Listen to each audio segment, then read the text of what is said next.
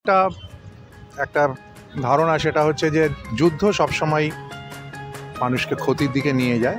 আমরা world number 3-এ দিকে এগোচ্ছিলাম ডেভেলপমেন্টের দিক থেকে, কিন্তু একটা যুদ্ধ যদি পরিপূর্ণ যুদ্ধ যদি হয়ে যায় তাহলে আমরা হয়তো মাস ছয়েকের মধ্যে আবার 10th এবং 11th পজিশনে চলে যাব।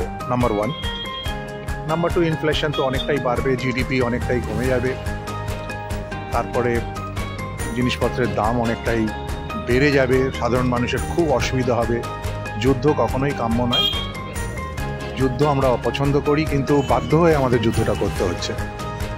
তবে আমার যেটা মনে হচ্ছে, আমার যে ধারণা, তাতে যুদ্ধটা বেশি দিন আর লিঙ্গার করবে না।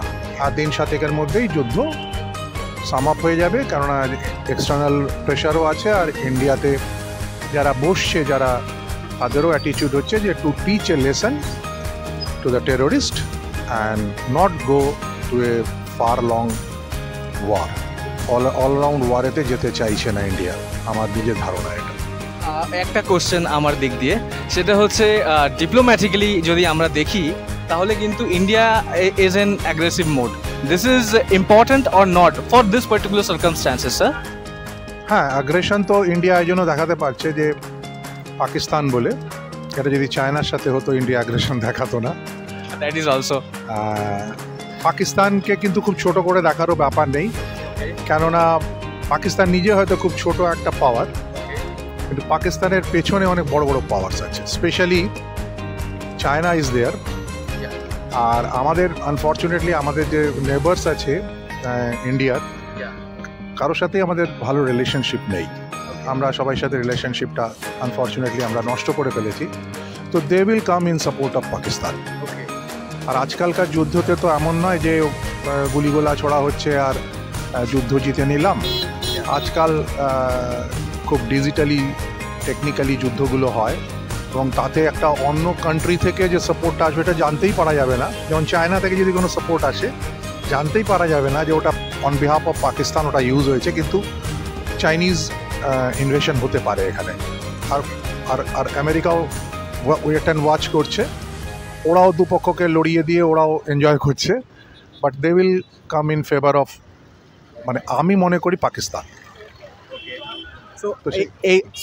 বলো না, আগ্রেশন ঠিক আছে, আগ্রেশন ওয়াইজ আমরা রিটালিয়েশন খুব ভালো করেছি।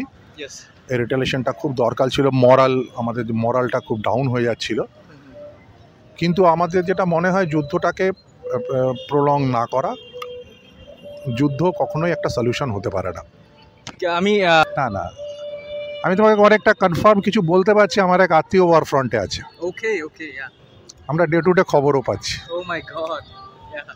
It is very much awaited that this person is with ourselves. বাচ্চা ছেলে একটা কার্নেল, কিন্তু আমরা খবর পাচ্ছি। কিন্তু মানে দখলের ব্যাপার নয়, এটা হচ্ছে কি একটা সীমারেখা ক্রস করে গিয়ে বম্বার্ডিং করে আবার চলে আসা হয়। দুপক্ষই তাই করে। ওই চাইনিজ দখলের মতন আস্তে আস্তে স্লোলি দখল করে নিচ্ছে। ইন্ডিয়ার অনেকটা জায়গায় দখল করে নিচ্ছে চায়না স্লোলি, উইদাউট ওয়ার। এখানে সেসব দখল কিছু নেই। আগ্রেশন ওটা ভেরি নাইস, আগ্রেশন ভালো, কিন্তু ওভার রিয়াকশনটা যেটা, সেটা that may be detrimental to the interest of our country. আমাদের তো সাধারণ মানুষের কথা ভাবতে হবে, নিজেদের কথা ইমোশনালি সবসময় যাওয়া যায় না। But that is a right to self-defense, na sir. Article 51 of the Indian Union Charter, the right to self-defense is our moral, obligation on that. So ওর ব্যাপারে আপনি কি বলতে চাইবেন? দেখো, যদি ব্রডার অনেকক্ষণ বলা হয়ে যাচ্ছে, ব্রডার সেন্সে বলা যায় তো এই রিটালিয়েশনটা কিন্তু পাকিস্তান ডাইরেক্টলি ইনভলভ নয়। এই যে টেরোরিস্ট যারা, তারা হয়তো তাদের ফ্যানিং করা হয়েছে পাকিস্তানে, বড় করা হচ্ছে পাকিস্তানে সেই ঘাঁটিগুলো। সেরকম মিলিটেন্টসরা আমাদের দেশেও আছে।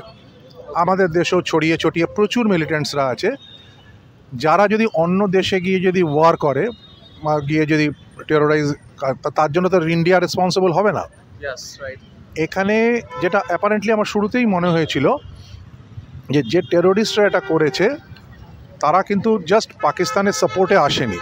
তারা ওইখানকার হতে পারে ওইখানকার অধিবাসী, কিন্তু Pakistan government cannot afford this type of war. Yeah, that is absolutely, sir. পাকিস্তানে কিচ্ছু নেই। পাকিস্তান একটা গরিব দেশ, পাকিস্তান নিজে ইন্টারনাল পলিটিক্স নিয়ে খুব অসুবিধার মধ্যে আছে। Pakistan cannot afford this war, আর ইন্ডিয়ার কাছে তো পারেবেই না।